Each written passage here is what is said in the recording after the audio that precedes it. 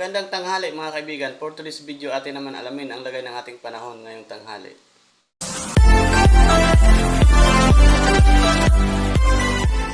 Magandang tanghali, kumusta po? Narito po ulit ang update natin para sa lagay ng ating panahon ngayong tanghali po ng October 22, 2024 na kung saan sa ngayon ay patuloy pa rin na lumalakas ang bagyong si Christine na ating binabantayan at mayroon na pong international name na Trami at taglay na ngayon ang lakas ng hangin na umaabot po sa 85 kilometers per hour habang papalapit po dito sa ating kalupaan, lalo na po dyan sa may Bicol region at nasa layo na po ngayon ng 228 km east of Catanduanes na nagdudulot na po ngayon ng malalakas na ulan, lalo na po dyan sa may Southern Luzon at Kabisayaan, lalo na po dyan sa silangang bahagi habang kumikilos po pa-westward sa bilis na 15 kilometers per hour at bukas posibleng maghapon yan nakikilos pa-west, northwestward, paakyat po at pagsapit ng bukas ng gabi ay posible na yan na magsimula na mag-landfall at tatawidin na ang Northern Luzon, posibleng dito sa may Cagayan o kaya dyan sa may Isabela at dadaan po sa may Cordillera at Ilocos region at pagsapit ng Huwebes ng umaga ay posibleng nandyan na sa may West Philippine Sea at kikilos muli yan pasupsop pababa na magdudulot naman ng malalakas na ulan na may mga pagbugso ng hangin sa may Central Luzon at Calabarzon, maging yan po sa may Mimaropa sa Huwebes, pero paalala lamang po na posible pa na magbago ang galaw nito at ang direksyon, lalo na po at nasa karagatan pa, kaya patuloy lamang po na tayong mag-antabay sa mga susunod po na updates. Sa ngayon po ang bagyong si Christine ay nagdudulot na ng malalakas na ulan na may mga pagbugso ng hangin sa may Bicol region, Kabisayaan,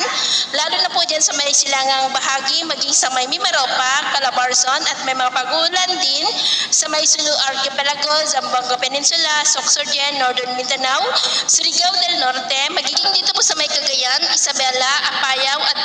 at posibleng ang pinakamalakas na wind signal na itataas sa paglapit at pagdaan ng bagyo ay aabot sa wind signal number 4, kaya mag-ingat po tayo. At sa ngayon ay nakataas na ang tropical cyclone wind signal number 1 sa eastern and central portions po ng mainland Cagayan, dyan sa may Piat, Santo Niño, Camalanyugan, Tuao, Lalo, Enrile, Gonzaga, Alcala, Amulong, Santa Teresita, Baggao, Bugay, Solana, Rizal, Santa Ana, Tugigaraw City, Gantaran, Peña Blanca, Igig, Lasam, Apari at Alakapan. Ganon din po sa may Isabela, Quirino, the southern portion of Nueva Vizcaya sa may Alfonso Castañeda, maging po sa may Aurora, the eastern portion of Rizal sa may Tanay, Pilila, Halahala,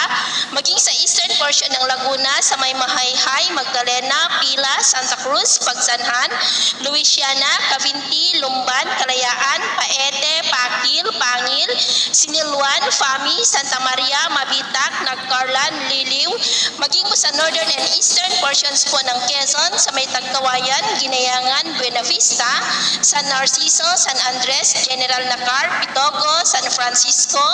Calawag, Pagbilao, Infanta, Lopez, Catanawan, Mulanay, Unisan,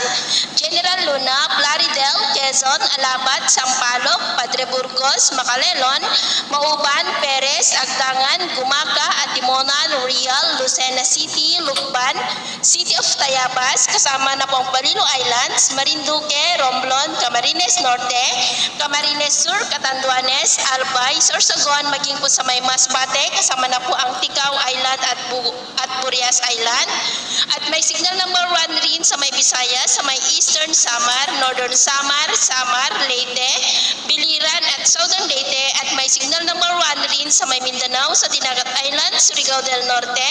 kasama na po ang Siargao at Bukas Grande Group of Islands. Kaya mag-ingat po tayo sa mga banta pa rin ng mga pagbaha at pagguho ng lupa, at sa susunod na mga oras ay posible rin na itaas pa ang tropical cyclone wind signal number 2, lalo na po sa silangang bahagi ng Luzon at maging po sa eastern section ng Visayas. At sa atin naman pong mga baybayin, dahil sa bagyo ay iwasan na po muna natin ang papalaot sa buong seaboard ng Northern Luzon, extreme Northern Luzon seaboard at sa buong seaboard ng silangan ng ating bansa.